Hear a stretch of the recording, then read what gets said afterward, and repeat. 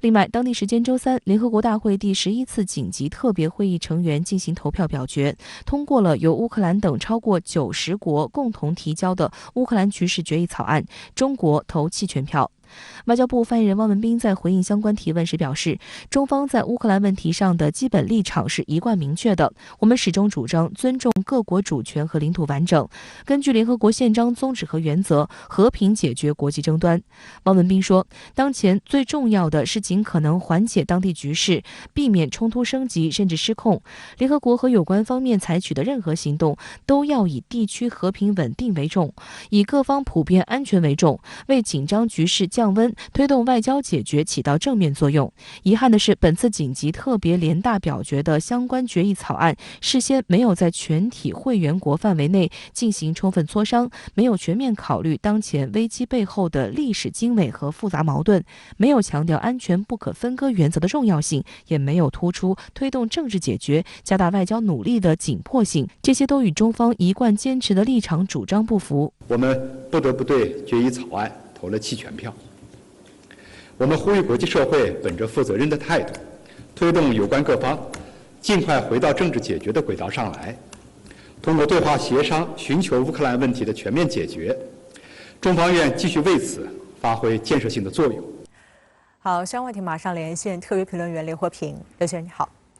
我们看到，在战场上打得如火如荼的同时，俄乌之间还正在紧锣密鼓地进行着第2轮和平谈判。那对此您怎么看？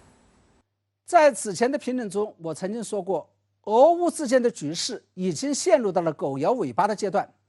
也就是陷入到了军事决定政治的阶段。双边关系的未来走势，或者说是和谈的结果，一切都要取决于战场上的博弈态势。而当前俄乌政局的基本态势是，俄罗斯没有赢，乌克兰也没有输，双方陷入到了焦灼状态。这样一种态势，也就决定了双方在谈判的时候都会漫天要价。俄方会要求乌军放下武器，实现非军事化，承认克里米亚是俄罗斯领土，而乌方则会要求俄军撤出包括克里米亚在内的所有领土，甚至会要求俄军赔偿。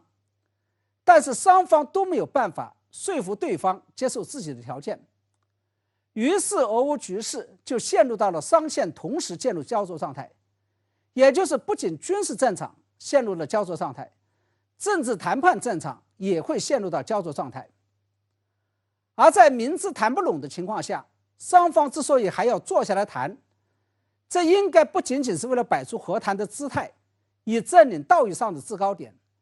更多的可能还是在为接下来战胜对手争取更多的时间与空间，也就是俄军在久攻不下之后，调集更多的军人与装备投入到前线，而乌克兰则不仅在等待更多的西方军事装备到位，更多的西方雇佣军的到来，而且还在等待西方对俄罗斯空前严厉的经济制裁发挥作用，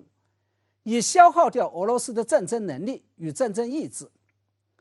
那么在这种情况下，俄乌两国应该怎么办？国际社会又应该怎么办？我认为国际社会，尤其是间接卷入到了这场战争中的相关国家，首先是要保持克制，不要进一步火上浇油。另外一方面，这是要尽快劝和促谈。而对于俄乌两国来说，我认为不管他们愿不愿意，不管他们之间有着多大的仇恨与悲情，有着多大的要打赢战争的决心与意愿，双方可能都得冷静下来，面对残酷的现实，及时为这场战争来止损。以美国为首的北约正在实施其利用这场战争，彻底把俄罗斯由2流国家变成3流国家，甚至是从此全面肢解俄罗斯与独联体的这么一个计划。在这种情况下，无论是乌克兰还是俄罗斯，最为明智、最为理性的结局，就是选择一个体面的方式结束战争，及时对这场没有必要的战争采取止损行动。那对于以美国为首的北约连日来不断在政治和经济上加码孤立俄罗斯的行为，您又怎么看呢？我注意到连日来几乎所有爱好和平的人都在担心这场俄乌战争会演变成第3次世界大战。以美国为首的北约虽然没有直接派军队进入俄乌战场，卷入到跟俄罗斯军队的厮杀当中，但是他们就采取了除此之外一切的手段来介入到战争当中，包括军事上直接为乌克兰提供防御与进攻武器，允许民众与自愿形式参战；政治上在联合国发起了一轮又一轮的攻势，以孤立俄罗斯；在经济上动用一切手段，企图将俄罗斯排除在经济全球化之外；在信息与情报战上，这是通过天上的卫星与空中的无人机直接指挥与遥控着这场战争；在道义与舆论战上，这是利用其掌握的话语权优势，对俄罗斯进行了围攻；甚至是在法律战上，也已经启动了司法程序，要以战争罪和反人类罪将俄罗斯告上国际审判庭。西方这些立体战的目的，不仅仅是要让俄罗斯在俄乌战场上败北，以及政治上让俄罗斯失去在国际社会的话语权，而且要在经济上全面瘫痪俄罗斯。我相信，假如西方国家达到了自己的战略与战术目标，那未来他们就会如法炮制，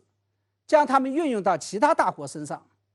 这是值得我们密切留意的。好，谢谢刘和平先生在线和我们分享您的观点，